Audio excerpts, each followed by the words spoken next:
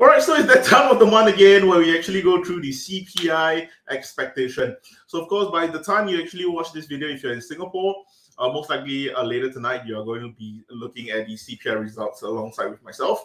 And of course, if you're from the US, most likely you're going to see it tomorrow or something along that line. By the way, it's best for you to actually watch this video before the CPI expectation so they kind of know what my opinions are for the CPI expectation. All right, first of all, we have to talk about last month where we actually got basically the highest CPI numbers for 40 years, of course. It's always been the case, which is 9.1% year over year.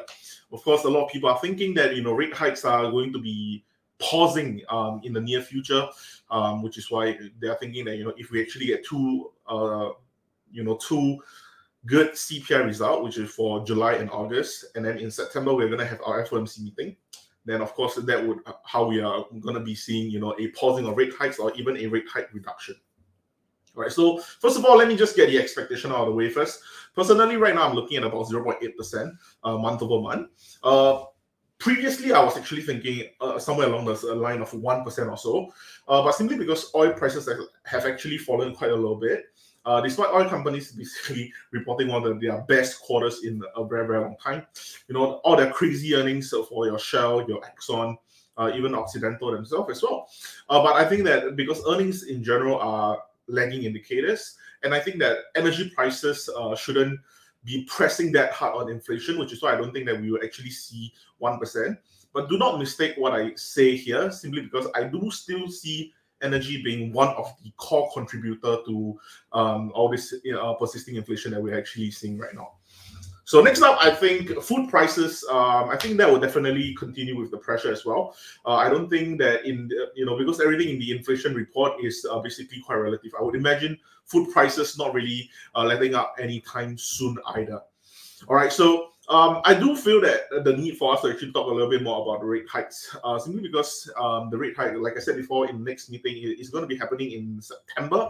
So chances are I'm going to be overseas, but I'll just figure it out. I do not know how that will work out. But anyway, I think that a lot of people are really starting to pen down the fact that rate hikes would most likely be pausing or even having a rate drop in order for them to bring the neutral rate downwards. Okay, and I think that is one of the reasons why you kind of see the markets having one of the best week in a long, long time.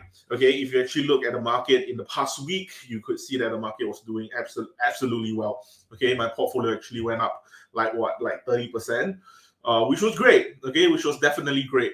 And of course, right now today, okay, the market is kind of going down a lot, especially with what's happening with the chips side of things. Of course, the first thing is that because the market is tense from tomorrow's CPI inflation data. But of course, another part is also especially due to the fact that the guidance changed on NVIDIA, which was also paired alongside with the bad earnings by Micron. Basically just spelling out chip manufacturers a big concern. Okay, Micron actually stated that they are concerned on chip demands, which might actually look to persist all the way to Q1 of 2023. Okay, which is about another half year more. Okay, another 6 to 7 months of chip demands issues. Okay, and I think that all these concerns are being fueled by the fact that consumer spending are actually dropping down globally, basically. And of course, also due to the short-term hyperinflationary environment that is also discouraging more consumer spending. Now, of course, I do think that this is a short-term hyperinflationary environment, simply because, for example, if I am interested in getting a computer, okay, when the chips prices are insanely high, I don't think I am that desperate for a new computer. I can just kind of wait it out, and that kind of just discourage myself to actually spend money or splurge money on a snap of my fingers and such. And that definitely would discourage consumer spending to a certain extent.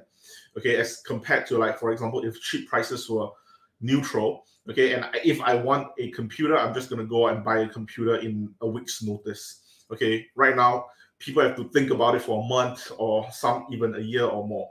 Okay, so that's definitely affecting consumer spending globally. Okay, however, I do not believe that all this data points to a rate hike reduction or a rate hike pause, or at least I don't see that happening in this year. Okay, because unless we actually see a significant drop in oil prices, and of course I'm looking at it on the fact that only if WTI drops to like about $65 a barrel, or even lower, about like $60 a barrel, or if we actually start to see demand starting to pick up again, which I don't really see that happening in this year. If those doesn't really happen, rate hike reduction is not really coming anytime soon. And according to Katie Woods as well, she actually was being interviewed and she was saying that we are in a inventory recession, which I fully believe in as well. Okay, because in 2020, we were all starved from all the supply chain issues, paired with overwhelming demand for everything. Okay, companies had huge margins and companies were getting a lot of cheap money.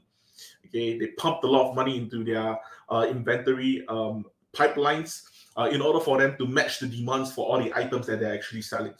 Okay, be it your bikes, your computer, your cars, whatever the company is for the industry, even for Walmart, they were just pumping out a lot of money for them to actually get as much supply as possible, because supply crunch was a huge issue back then. But right now, supply crunch has been fully solved to the point where now we have the inverse problem, which is now that because all the prices continue to go up, now we have the demand fully fulfilled to a certain extent, and now we're just left with an overwhelming supply of everything with no demand to match it with. And of course, I don't want to just add this as an additional point, but I kind of do. Okay, with how currently we're actually going through a textbook recession, okay, but according to the White House, or according to Jerome Powell, they think that we're not really in a recession. Okay, they refuse to see this us getting into recession. So I don't think that they will actually go through with a rate hike pause if we're not in a recession, because there is no reason for them to be pulling on the brake if we're not in a recession. The only reason why we would go into a pausing mode or a reduction mode is because we think that we need to stop the market as soon as we can, and that's why they have to pull the brakes on it. And if they do not see us getting into a recession, I don't think that's going to be happening anytime soon. All right, but anyway, that's just on all the stuff that I want to talk about for the expectation for the CPI.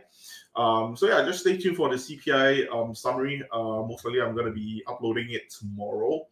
Anyway, thank you guys so much for watching till this far. If you enjoy my content, subscribe to my channel, click like on this video. I appreciate it a lot. It really helps with my content creation. But anyway, thank you so much for watching, and I'll see you guys in the next one. Bye.